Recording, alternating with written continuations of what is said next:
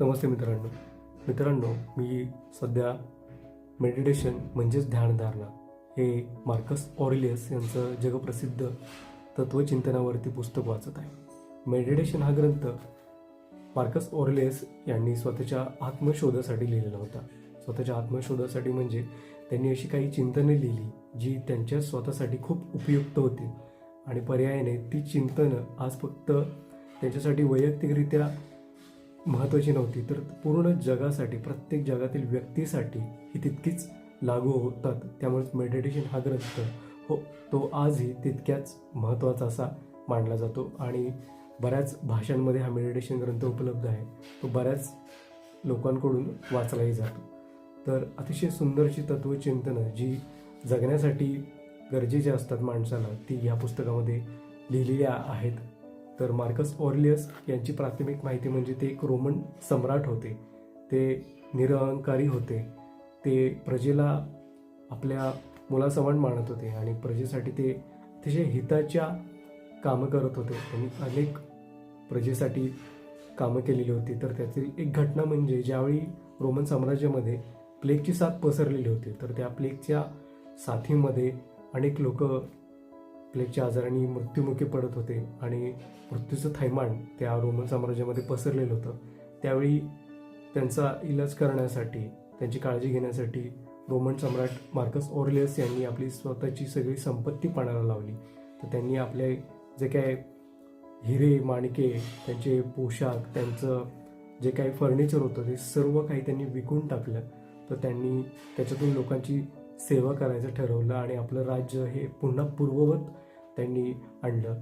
आणि याच्यातूनच Marcus Aurelius यांचं आपल्या प्रजेसाठी ते किती काळजी घेत होते, काळजीवाहू ते पालक होते, राजा होते, हे त्यांच्या वृत्तीतून दिसून येतं.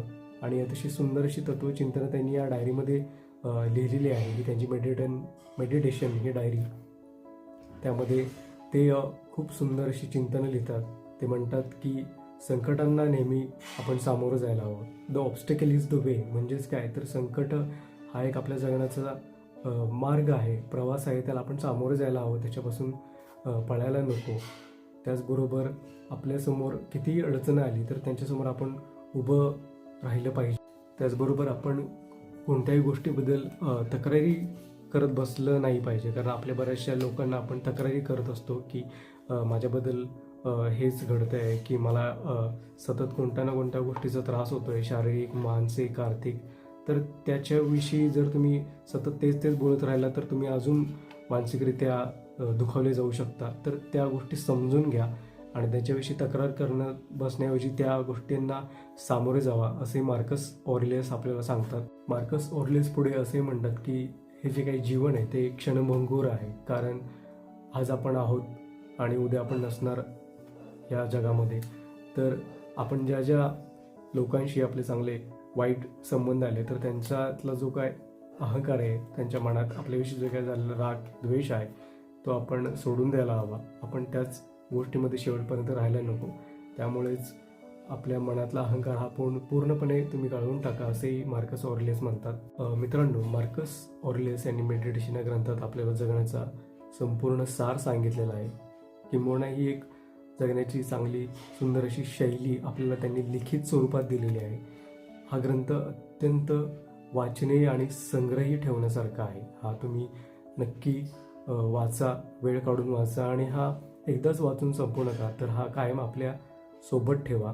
हा तुम्हाला प्रत्येक वेळेला, प्रत्येक पावलोपावली हा मार्गदर्शन करणारा असं ग्रंथ आहे. हा नक्की वाचा आणि वाचला असेल तर माझ्याशी शेअर करा. आणि अशाच काही छान छान पुस्तकांचे मी व्हिडिओज तुमच्याशी शेअर करणार आहे, तर ते नक्की तुम्हाला आवडेल अशी अपेक्षा आहे. आणि आजचा हा व्हिडिओ तुम्हाला कसा वाटला हे मला नक्की सांगा. आवडला असेल तर लाईक करा, शेअर करा आणि सबस्क्राईब तर नक्कीच करा. आणि तोपर्यंत वाचत राहा, मस्त राहा. धन्यवाद.